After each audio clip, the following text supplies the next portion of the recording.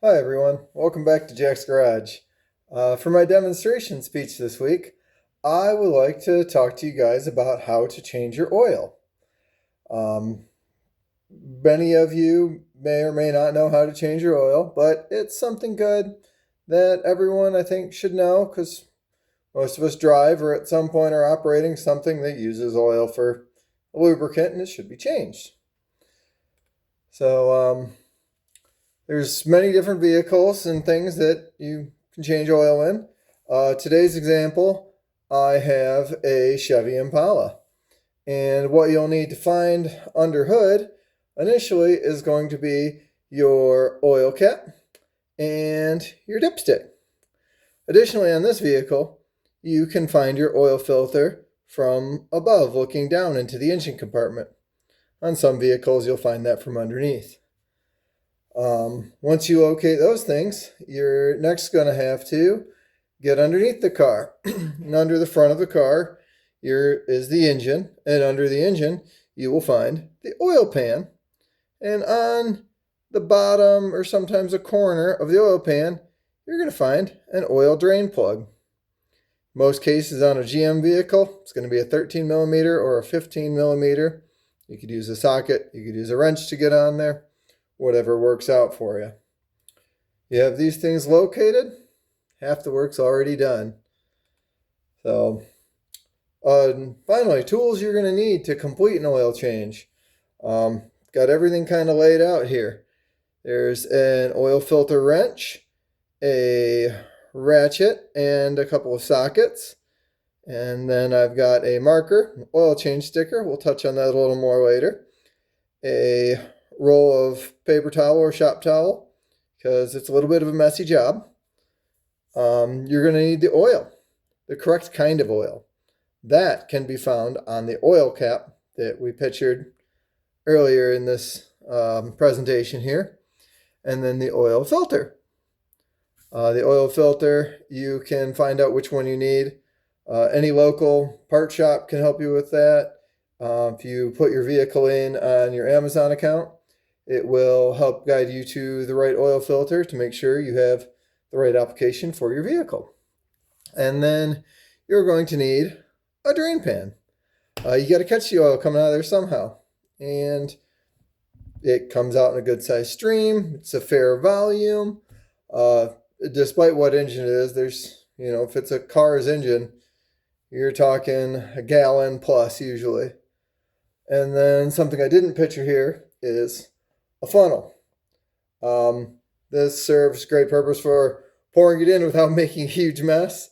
And then when you have to clean up your old oil and take it in for recycling, that will take it out of your pan nicely and put it into a container you can bring to a local parts store to recycle. So your process, starts by you're going to pull that cap off that I showed you and then pull the dipstick out, and that's going to let air come through so the oil can freely flow through because everything's sealed in your engine. And then you would take that drain plug out from underneath, righty-tighty, lefty-loosey. So spin it to the left, get that oil plug to come out and collect all the oil in a pan. While it's draining, if you can get the oil pan in a correct location, you can take that oil filter off at the same time, and oil is going to come out of that and drain also, and hopefully collect all in the pan. That's what the roll of paper towel is for. You don't always win that game. Once you collect all that oil out of there, you're going to close the system back up. You're going to put that drain plug back in and give it a snug. Like, it doesn't have to be super tight. You don't have to give it a bunch of muscle. Anyone can tighten it up. And then your oil filter going on. It'll say right on the package, but you're going to want to spin that on there until it touches the surface, because there's going to be a rubber seal on there. And you'll feel it, get a little resistance when the rubber touches the surface, screwing it on. And then from that point, you give it one full rotation. That's how tight you want your oil filter. So otherwise, the next time you get there, you're going to have a really hard time getting that oil filter off.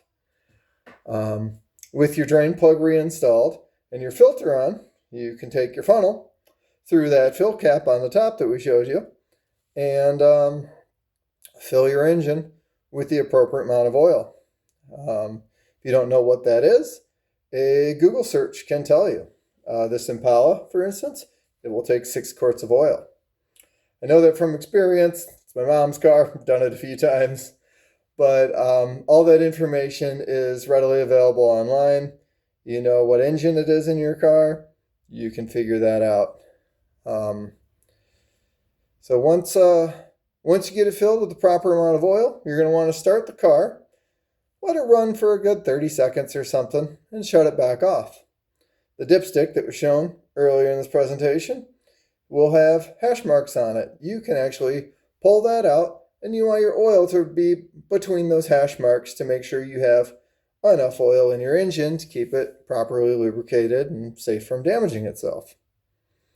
In conclusion, you have it down. You know what it takes to change your oil now, and can be really helpful in all kinds of situations where you need to maintain something.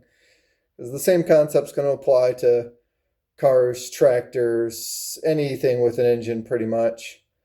And then another very important step I told you we'd get back to is you're going to want to mark down when your next service is. These stickers are available on reels at local parts stores. They let you take them when you're buying your oil and filter from them. And you can also order them on Amazon if you do it a lot and want your own roll of them. But you're going to want the date and the service interval. Because even with new synthetic oils, you're probably going to want to get the oil out of your car at least once a year if you don't drive that much. And otherwise, you're going to have a mileage recommendation that you'll find in your owner's manual. These can range from 3,000 to 10,000 miles, so you want to know what your car calls for. And after that, you're all set. You know what it takes, and you can change your oil next time around.